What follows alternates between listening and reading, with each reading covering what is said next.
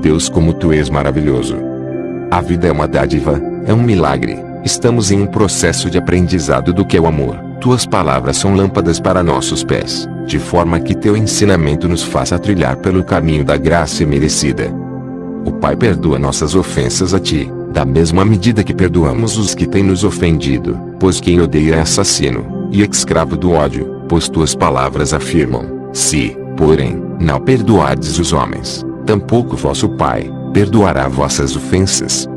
Pois teu amor és liberdade da escravidão, e que o nosso próximo receba e tenha toda a bênção, toda a graça, todo o amor sobre suas vidas, de forma que, assim como sabemos o que é bom para nossas vidas, que o cinismo seja exterminado, e possamos pôr em prática e exercer, como tuas palavras sábias afirmam.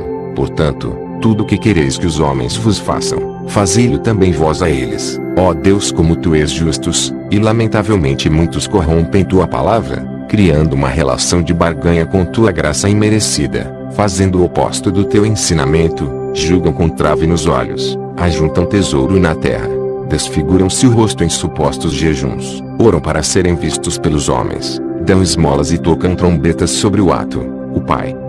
Isaías 29:13.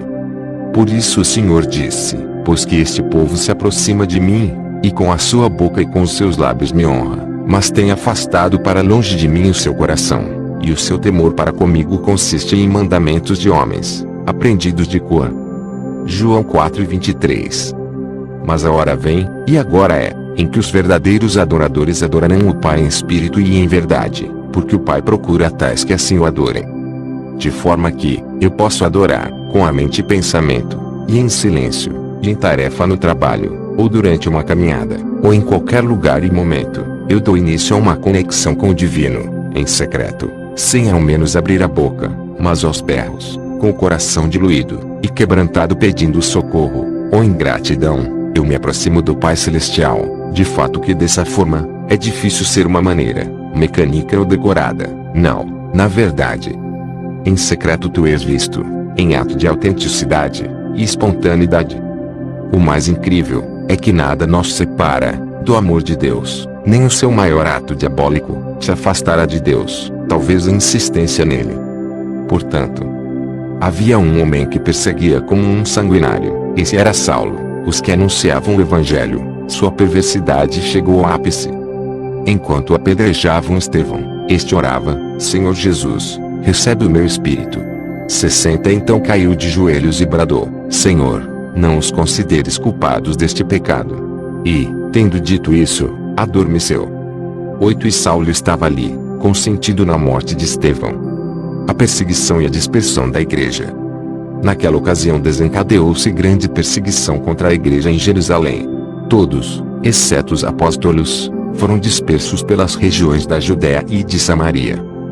Alguns homens piedosos sepultaram Estevão e fizeram por ele grande lamentação. 3 Saulo, por sua vez, devastava a igreja.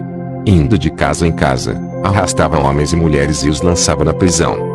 Ora, vamos pensar, ao cometer atos diabólicos, quanto aos seguidores de Jesus de Nazaré, Saulo merecia a morte devido a essas ações. Não no ponto de vista de Deus.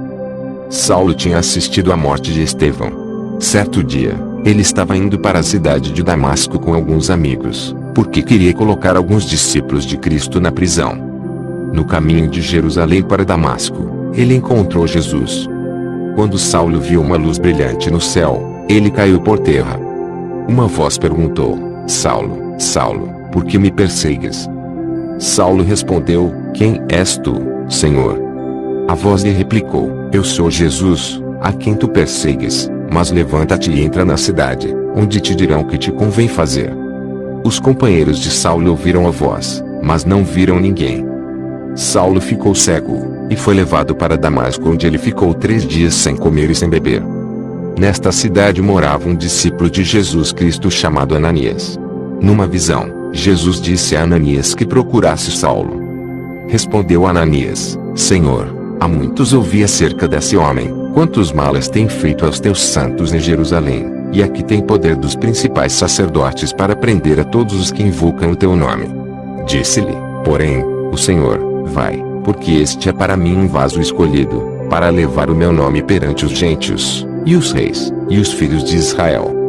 Ananias tinha o sacerdócio e colocou as mãos sobre a cabeça de Saulo e o abençoou para que recuperasse a visão. Depois que foi curado, Saulo foi batizado e recebeu o dom do Espírito Santo.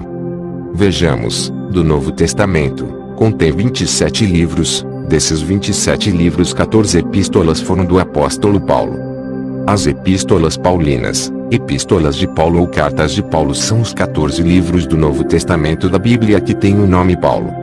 Ora, Deus vê um homem mau, diferente de nós. De fato, que condenamos todos, atos de maldade, para o malfeitor condenando ao inferno. Percebe-se, alegrias comemorações ao ver a morte de um malfeitor. Enquanto Deus oferece restauração.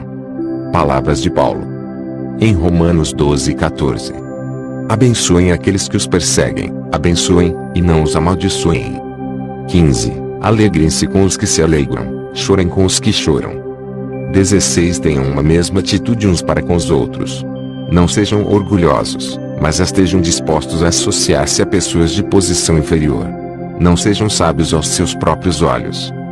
17. Não retribuam a ninguém mal por mal.